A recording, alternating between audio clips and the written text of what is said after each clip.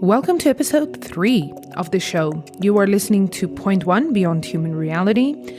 And today is the 2nd of January, so Happy New Year to you and yours wherever you are. Yes, Happy New Year. It's a tough job to express what we wish our listeners for the new year, isn't it? Mm-hmm. None of the old, cliched New Year wishes seem to apply, right? Yeah, exactly. It's almost like Happy New Year, may 2021 be less stressful than 2020. This is really the only thing that this year has to give us, like spit us out at the end of this year in just a slightly better condition that 2020 left us. Nothing else, no expectations. Yeah. Well, as tough as last year was, we learned some valuable lessons, haven't we? Yeah, we sure did. It certainly was a time of reevaluation of our priorities, and the year certainly offered plenty of opportunities for reflection. Whether we use that, that's a different story. But for us personally, there were some good things, right? Sergio, I mean, you published your book and we started this podcast. Yes, we did. And to a great extent, the time we spent in lockdown, I spent on finishing the book and working towards the publication, taking into account all the negatives. I'm grateful for that.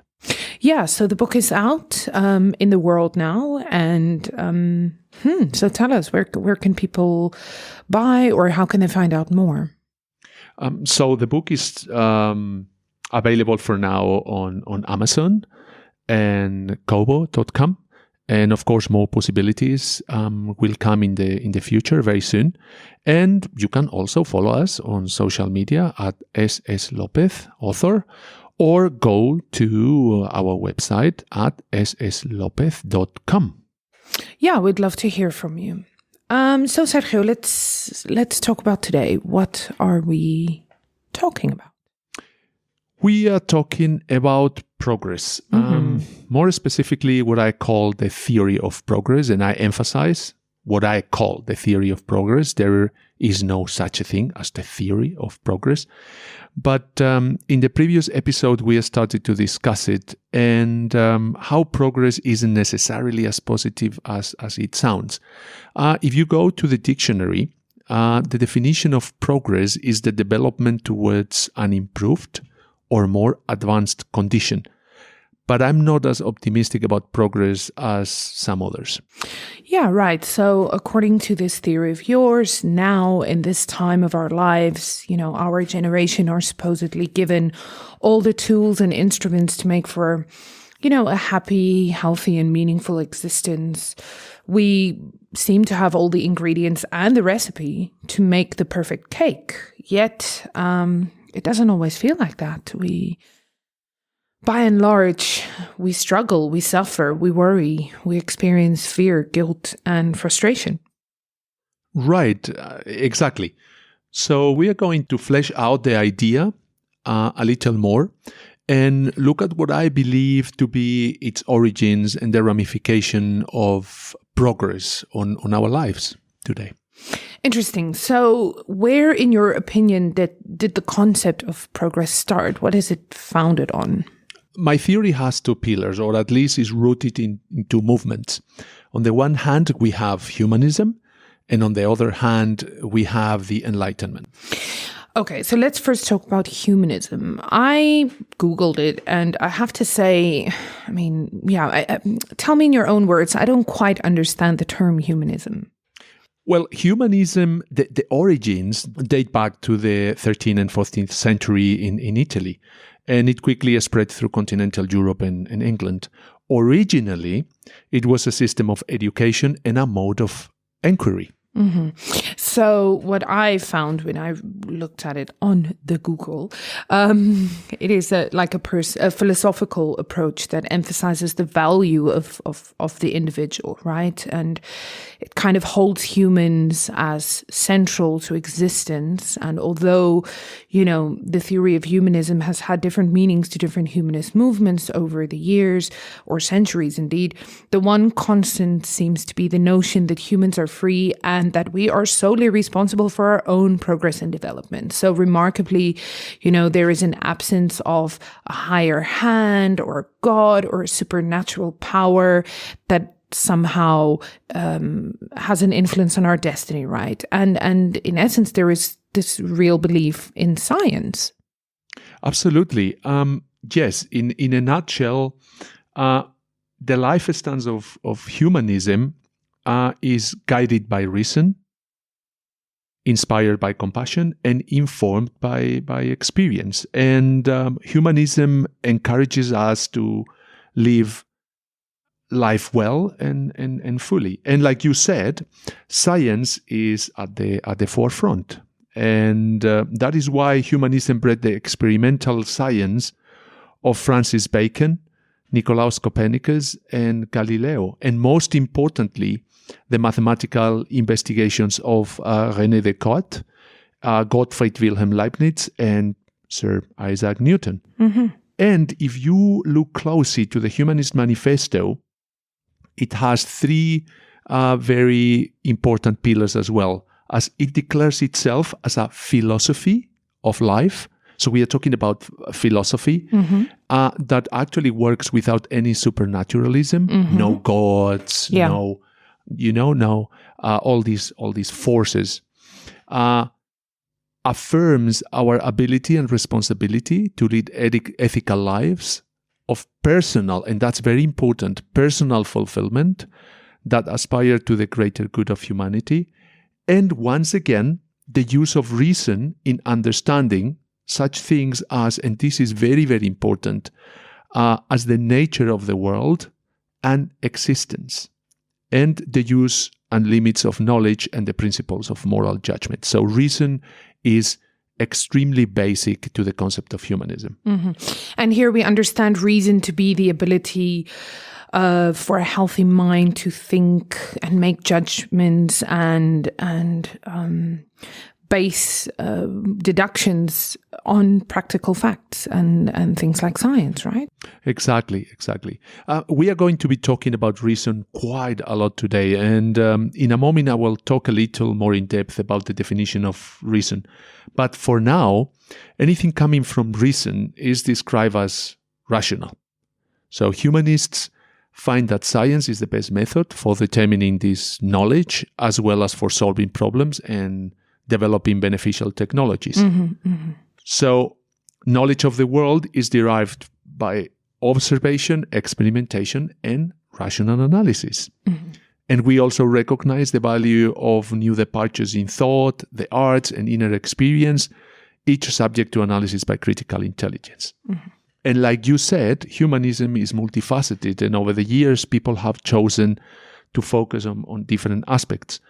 And we are going to focus on the alternatively applied term that refers to a variety of Western beliefs, methods, and philosophies that put central emphasis on the human realm. Right. So humanism is one pillar or one foundation or one part of the foundation of progress. And then the next thing then you said is the Enlightenment, which is, of course, the European intellectual movement that kind of, is around the 17th and 18th centuries, was centered around the Glorious Revolution in 1688 and the French Revolution of 1789. Exactly.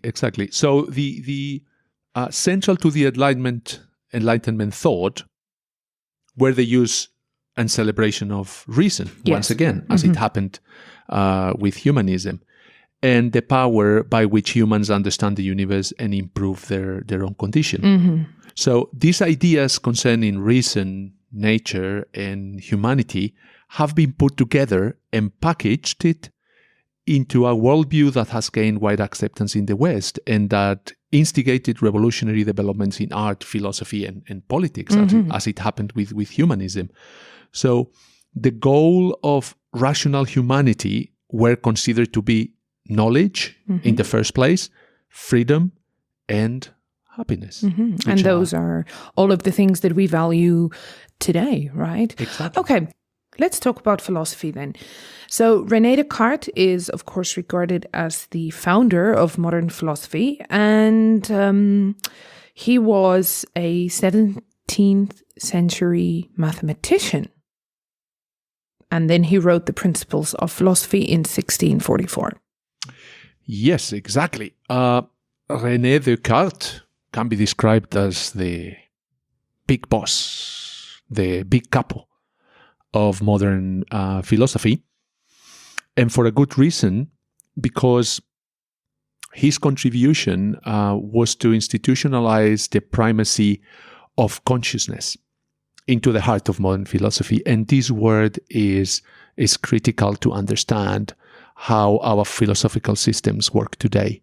And I repeat it again, consciousness, because we are going to talk a lot in our show about that. And there are many, many questions about where consciousness originates and where it's coming from, and so on and so forth. But he is the first one that says that reality is rational and intelligible, and that reality is or can be known by the human mind. And that means that we as human beings, we must be guided by reason, because for Descartes, all men are by nature equipped by reason, and reason is capable of knowing reality, and that has really very important connotations and implications for us as human beings. The question is, where does rational thinking enter the picture? Well, as you mentioned already, in the 17th century, he suggested that cogito, meaning to think, results from a valid deductive argument with two deductions. And the first is he is thinking, and the second, that whatever thinks must exist. Hence the legendary cogito ergo sum. I think, therefore I am. And this I think, therefore I am distilled the human essence into a radical separation of the mind from our physical bodies, and finally deprived us of our souls. So we lost our souls with that. Dear. Gosh. Exactly. Because it separated our essence. We are not one combined, but is our thinking processes on the one hand and our bodies on the other. Okay. So, and in this process, mathematics occupied the central position. So, in Descartes' own words, the general science which should explain all that can be known about quantity and measure, considered independently of any application to a particular subject. So let me get a little deeper into the meaning of reason and the importance of reason in modern society. Reason in philosophy is the faculty or process of drawing logical inferences. So the term reason is also used in several other narrower senses. But the most important thing for us to keep in mind is that reason is in clear opposition to sensation, perception, feeling, emotion, and desire. So it is not possible to be rational if we rely on our sensations, on our perceptions, on our feelings, on our emotions or desire. So anyone who is trying to find fundamental truths through sensation, perception, and so on and so forth, they are completely wrong. They are not going to get to the center of truth. And fundamental truths are the causes or reasons of all derivative facts. And, of course, anything has to be based on facts. And the last step for us as humans is that we discovered our power to think, to rationalize, and to logically form judgments. Free of perceptions and feelings and emotions. Correct. And desires, which are very important. Yes. And this power justified our existence, or justifies, of course, our existence. And more importantly, reason vanquished, you name it, tribalism, alchemy, divine authority, gods, and other self-deceptive mechanisms, or so we believe. Okay, so essentially what we call progress put humans in the center of everything that exists. Correct. And increasingly, everything that exists can and must be measurable and explicable through rational thinking. If not, it doesn't exist, right? Spot on, right. And this is it. And this idea or concept is the pillar for the standard called progress we base our welfare today.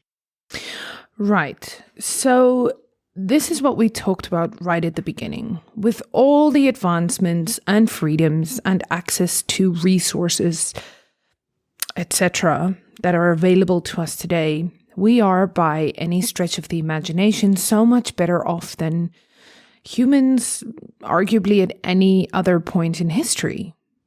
Like we said, we have the ingredients, we have the recipe to make the perfect cake, but this isn't the case. Life is just overwhelming and tiring and stressful, despite progress, or sometimes maybe even because of progress. We feel this way? Absolutely, I agree with that. Like we said before, most people agree that compared to 100 years ago, in highly developed industrial countries, things are simply better. And it is thanks to progress. The majority of academics and thinkers, in fact, most people would say that progress is the best thing since sliced bread. Supposedly, progress gave us sliced bread, so yeah. Yeah, and I'm all for it too. I'm all for it. Heaven knows I reap the benefits every day, but with my theory of progress, I do want to be a little realistic about the drawbacks of progress too. There are those who would call me crazy for saying this, but progress plays a major part in many of our maladies. Today, we are really going to dig into Steven Pinker's Enlightenment now. The case for reason, science, humanism, and progress. The book is a perfect example of the different categories in which we experience and benefit from progress based on conceptual entities that are made measurable. So here we are talking about things like longevity, health, literacy, war and peace, poverty, intelligence, happiness, these kinds of things, right? Exactly. And Professor Pinker talks about many more things. It really is a fascinating book. We are going to look at his categories today, not as a criticism at all. In fact, they are perhaps the most useful tool I found to break down my theory of progress and better understand the areas of our lives where the effects of progress is, or at least should be the most visible. For example, in his book, Pinker says that life is better than death. Meaning that thanks to progress, we live longer, and implying that living longer is better than dying earlier. As we mentioned, progress is development towards an improved or more advanced condition. However, in our world, every 2 seconds, a person decides that death is better than life. So, meaning that they commit suicide. And I think it's also interesting that you're saying here, living longer is better than dying earlier, yet there are movements across the world for euthanasia. Exactly. We have to accept that many people prefer death over life in this time or age we live in. Progress or the fact that we live longer does not necessarily imply improvement or a more advanced condition for many people. Mm-hmm. Yeah, the quality of life. There's no correlation between the length of your life and the quality of your life, really. Is that what you're saying? Mm-hmm. But we can make it into a concept that can be measured. Mm-hmm. And of course, we can have statistics and we live longer, we live more years. Yeah, exactly. Absolutely. Which doesn't make it for a better life. Mm-hmm. Not necessarily. Yeah. The next thing he says is that health is better than sickness. Of course, yeah. Of course it is. I mean, more than ever, we have access to better medical services. I mean, we are at the pinnacle of medical research and at no point in history were we as medically advanced as we are now, although for all the technology and all the advancements we have in medical services, there's such a great proportion of people who cannot afford that. Even with all this access to the most advanced medical services, many of us have never known health, and we don't know how it feels to be healthy because we tend to believe that medicine can fix absolutely everything. And we throw caution to the wind, just, not remembering that prevention is better than cure because we have such sophisticated cures available nowadays. Whether we can afford it and whether it is broadly accessible is a completely different story. But, in the most, like you said, in the best case scenario, in the most developed countries where progress is most visible, there is a medicine for almost everything nowadays. So exactly. We do not have to care for our well-being because there is always the pill for absolutely everything. A pill, not the pill. A pill. Oh, yeah. Sorry. The pill is for a very different symbol of progress, which I'm all for. This is probably something we should talk in the future. Yeah, we definitely will. A very, very important invention. Mm-hmm, good. Okay, let's continue then with what Pinker says. Well, he continues talking about sustenance, and he tells us that sustenance is better than hunger. Yeah, for the most part, people in industrialized countries have access to food. I mean, again, we could argue whether it's enough. And, especially now with the COVID crisis, we understand that even in countries like America and England, meals are not as such a given as they should be. But more than ever, there are systems in place to support people with the achievement of their sustenance goals. And, we have government schemes and NGOs, right, to help more than ever in history. Correct. And even if that is true, every year millions of people decide that access to sustenance, it is not a good enough reason to keep living. Mm-hmm. Yeah, even though, it's the basic hardships of hunger and famine is not really part of our modern life. Mm-hmm. We're not fighting for survival on that level, but even so people decide, I can't go on, It means that above a certain threshold, it is not a good reason to keep living. Mm-hmm. So it is measurable and it's easy to put a number into our sustenance and the access to food and energy. But when the threshold is passed, then it's not a good reason. A good enough reason, yeah. Exactly. Number 3, abundance is better than poverty. What do you have to say to that? Yeah, I mean, on average, we have more purchase power than ever before in history, and God knows that we exploit that purchasing power even if we don't really truly have it. We have access to thousands of products and services and material goods more than ever. Like every perceivable, conceivable need, material or physical, can be met by now something. My question, all this abundance, why do we have almost 300 million people in the world suffering under severe depression? Yeah. They live long enough, they have enough food, and not only that, but they live in abundance as well. Yeah.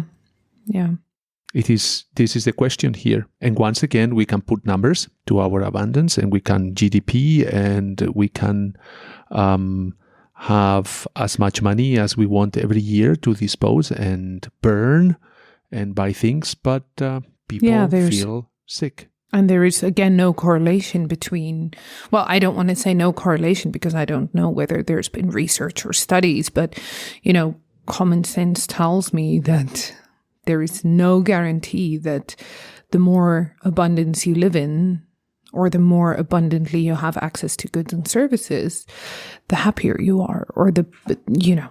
Exactly. Well, we'll talk in length about happiness in our show. Next one. Peace is better than war. Safety is better than danger. Well, although we, and I would imagine most of our listeners, do not live in countries that are at war, we are not free from physical and psychological violence. Exactly. That is why we fear for our lives, experience anxiety, and see threats everywhere. The very fact that we are not in a war zone, it doesn't mean that we eliminate fear, anxiety, and threat. Absolutely not. I mean, if you look at a country like South Africa or Mexico, or, those are Brazil. Two prominent, examples. Those countries are not at war, but the physical danger is so prominent that it literally changes people's lives. Exactly. Well, in this case, we would be talking about safety. Of course, safety is better than danger. But we could go to places like, let's call it Switzerland, where safety is extremely high. But you have people suffering from anxiety and fear and many other maladies. Right? I guess then, the next point we're talking, or that we can brush upon here, is then freedom. Exactly. The next point Pinker makes is that freedom is better than tyranny. And there is no doubt that we live in freer countries if you compare them with chaotic, dictatorial, or tyrannical regimes from the past, right? Both you and I mean, we both grew up in sort of the end of dictatorships, me in the apartheid regime and you in Franco's dictatorship. And yeah, fortunately we can say that there aren't many dictatorships left in the world. Yes, dictatorships that were politically very close to each other, and they were in fact collaborating. Yeah. Exactly. I remember in the old days, every South African Airways plane would just do a stopover on the Canary Islands and then just continue. Yeah. To the States or whatever. So we know very well what we are talking about here. And it is clear to us that chaotic systems are the worst that can happen. And we know it because in the Middle Ages, there was a period where chaos was the normality. And we know very well here in Europe that is the worst that it can happen. But even though we don't live in chaos or in a dictatorship or in a tyrannical regime, we see many times ourselves, and not only many times, but repeatedly, acting in ways that do not seem to serve our best interests.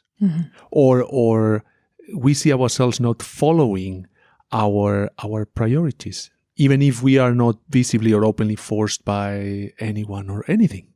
Yeah, it's kind of like the Right? worst kind of dictatorship, because we're not acting in our own best interest, but there is seemingly no outside power that forces us to behave that way or Exactly. to, Because we are enlightened human beings, and we are in Enlightened the human center of our beings. own universe. correct. We are at the center. We have free will. We have free of choice. Mm-hmm. So everything relies on us. So Yeah.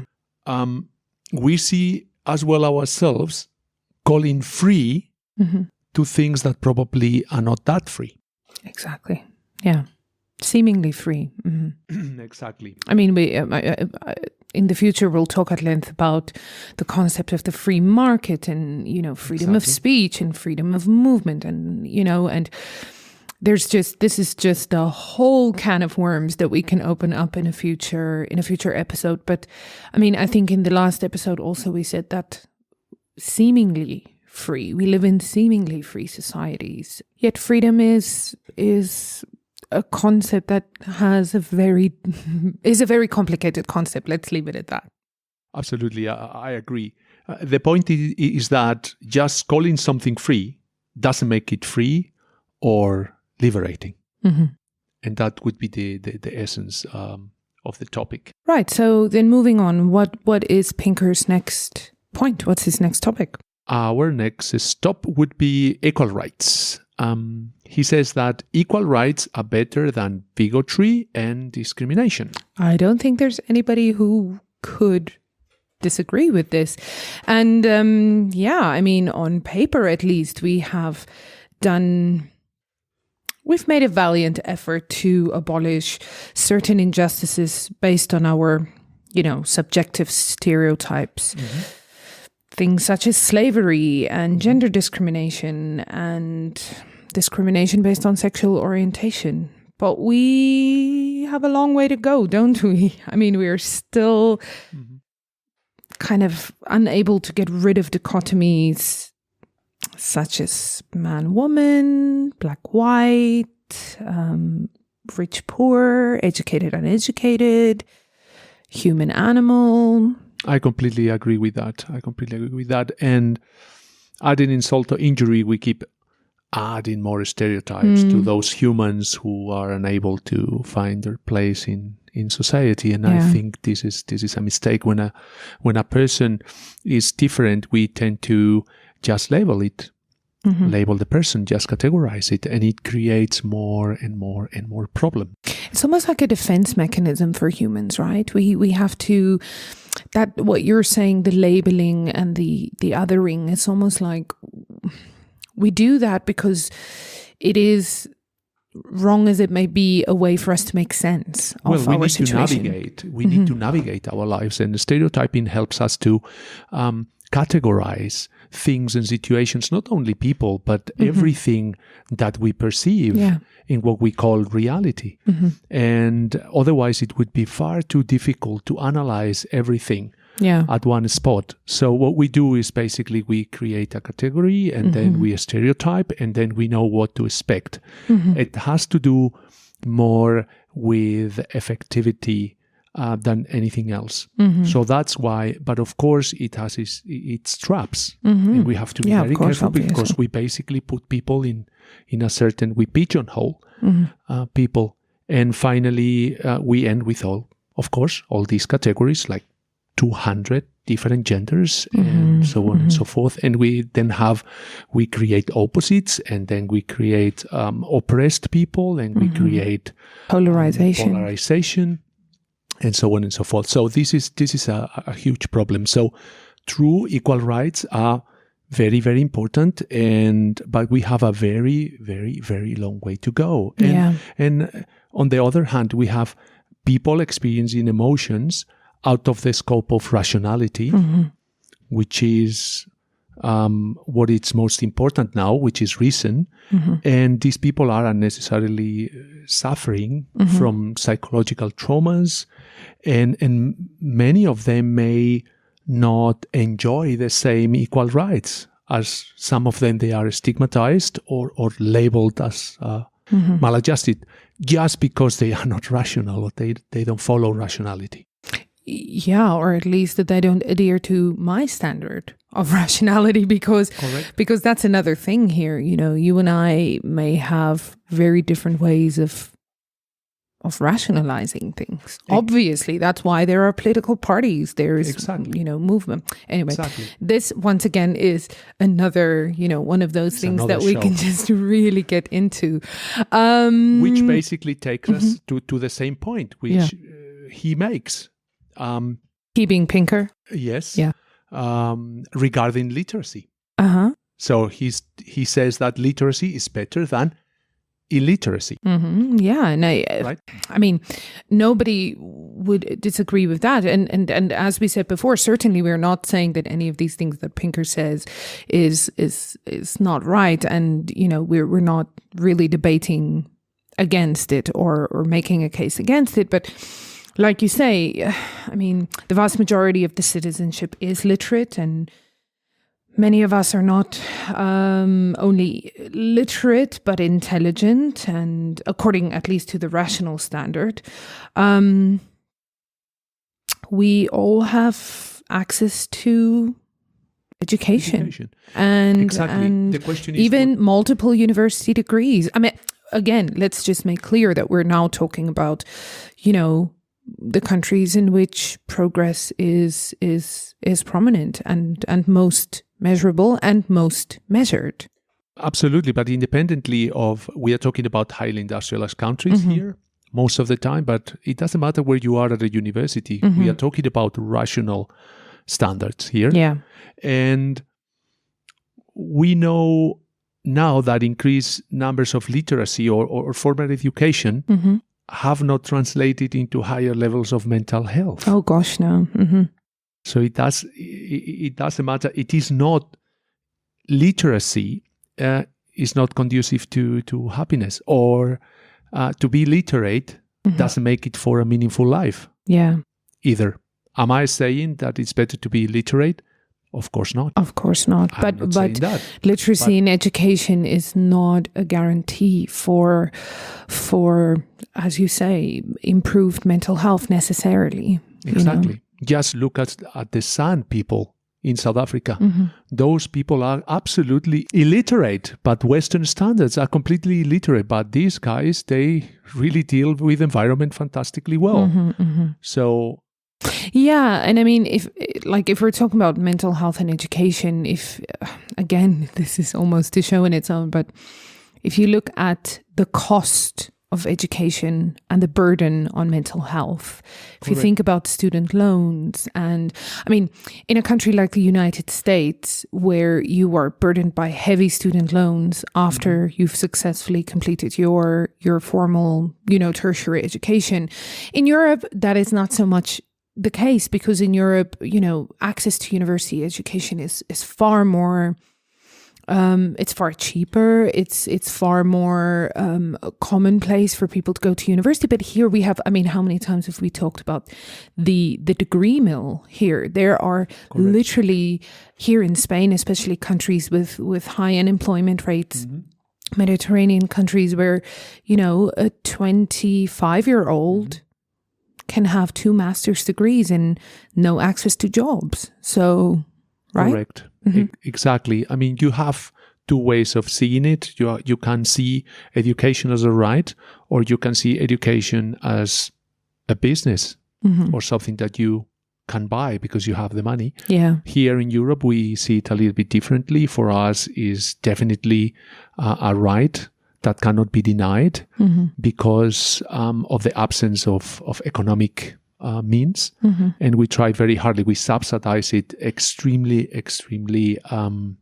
we subsidize heavily. A lot, extremely heavily, which doesn't mean that the quality is the best. I'm not very happy with public education in my country, especially in many other countries.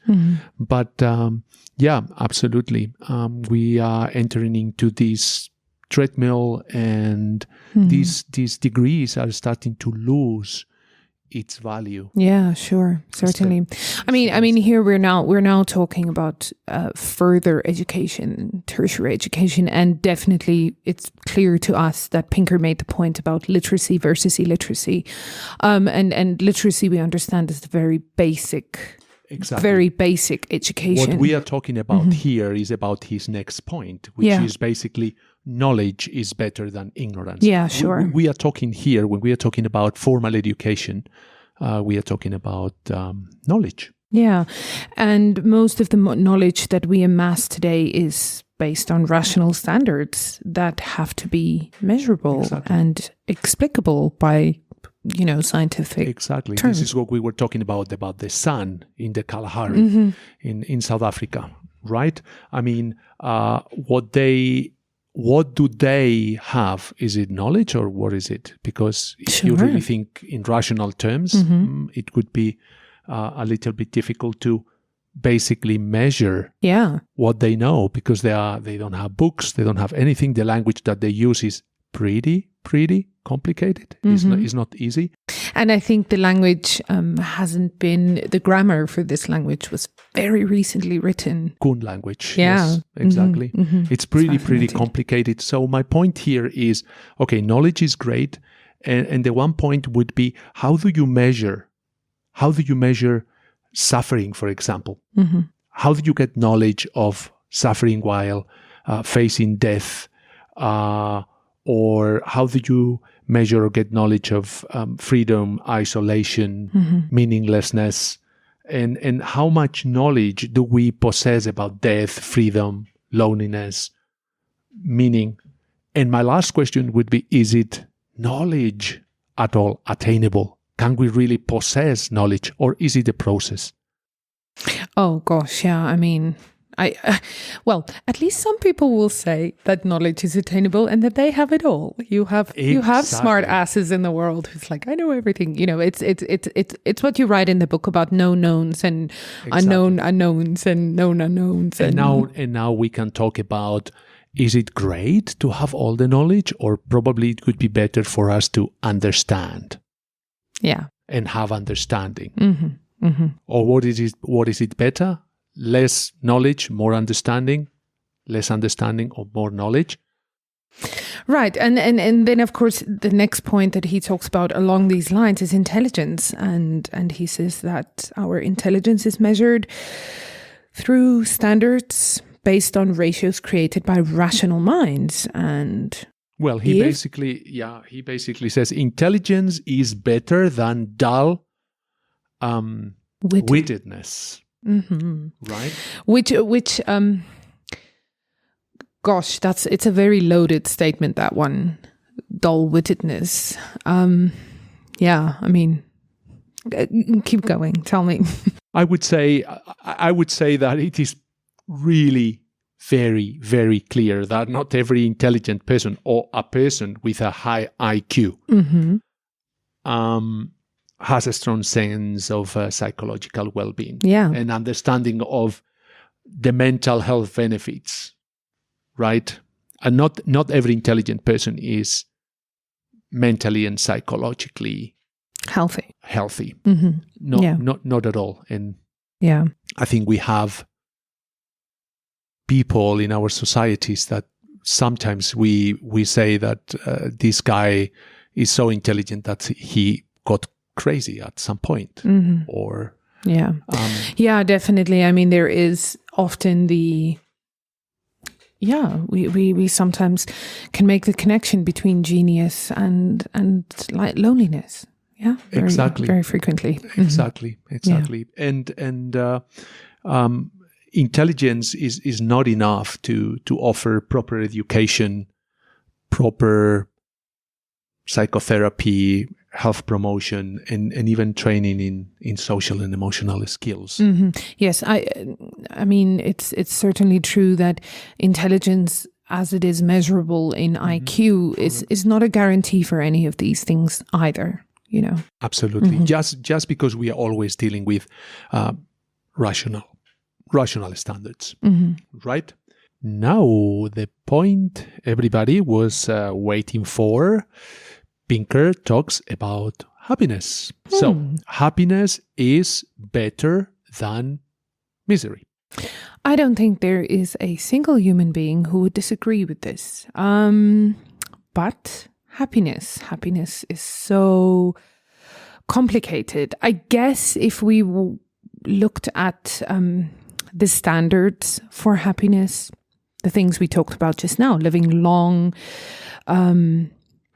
fairly healthy lives, or at least having access to medical care if we don't live healthy lives, which most of us don't, having access to energy resources in the form of food, clean air, drinkable water, things like high profile jobs, high salaries, being able to live in an environment that is, free of physical violence and threat, and the ability and the freedom, I'll say, to make your own thoughts, to have access to education and knowledge, and perhaps even if you're lucky, enjoying a high IQ. These things are what we talked about in the beginning as all the ingredients for happiness, right? It's what more can we ask for? Following humanism and the Enlightenment, yes. Mm-hmm. Basically, if you succeed in getting all these things, mm-hmm. you should be able to get happiness and to mm-hmm. enjoy happiness. It has to be said as well that Pinker talks about opportunities, or he adds opportunities to enjoy family, friends, culture, nature, compared to drudgery or monotony, and that it's pretty important for progress as well. But, and this year more than ever, we were, I guess, for the first time, deprived of those things, deprived of the ability to enjoy nature as much and as often as we wanted to, or enjoy the company of our friends and our families. I mean, for the first time in definitely our lives, we were told, no, stay home. And of course, it was for our own safety, and we understand why. But, under normal circumstances, we have all of these things unlimitedly available to us. And yet with all of this, and I mean, just I'm thinking about like this list that we just read off. We are very fortunate, definitely. And I think we fall definitely into a percentile of the most fortunate people in the world. And at least in our environment, our immediate environment, our friends, circle of friends and family can tick off most, if not all, of these. I'm reluctant to call them conditions for happiness, but these concepts that Pinker talks about. Yet we do not take advantage of it. And even if we do, I honestly don't know that I know somebody who is truly and utterly happy. Exactly. Do Even you? if we are talking absolutely not, I do not know anyone who is completely and truly happy. And even if we are talking about free societies, free democracies, free markets, and free individuals, I do not see people taking advantage of all the opportunities to enjoy family, friends, nature, culture. I do not see people doing that. Yeah, or even, I mean, let's take it to a more basic level. We don't even see people taking advantage necessarily of their access to clean water and food and better healthcare. I mean, we talked right at the beginning, we talked about how there's a pill for everything now. And instead of taking care of our health, not everybody, of course, but like instead of taking care of your health, you rely on the fact that you have access to, medical treatments that's going to make your life better. For example, I mean, this is just one example, but I guess happiness is not that easy. It is my impression that we have to look somewhere else. Where? For happiness. Where? Well, keep listening to the show. Yeah. We are gonna take you to a different direction. Probably it's not the right one, but who knows? Disclaimer, we do not proclaim to know what happiness is, nor do we promise you that there's going to be a pot of gold at the end of this rainbow. But yeah, at least maybe together through the show, through the journey, we'll get there. So, Sergio, we're coming towards the end of the show, and I think we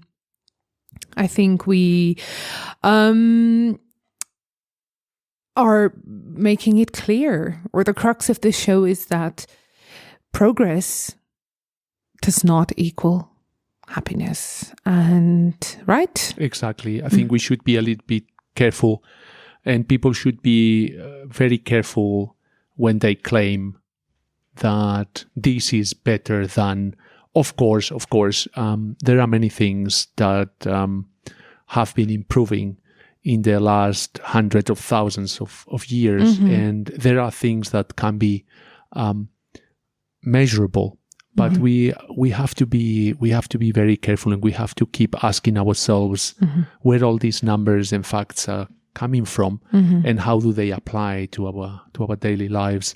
I don't want people to misunderstand me, or to think that I am against the Enlightenment, and even less humanism.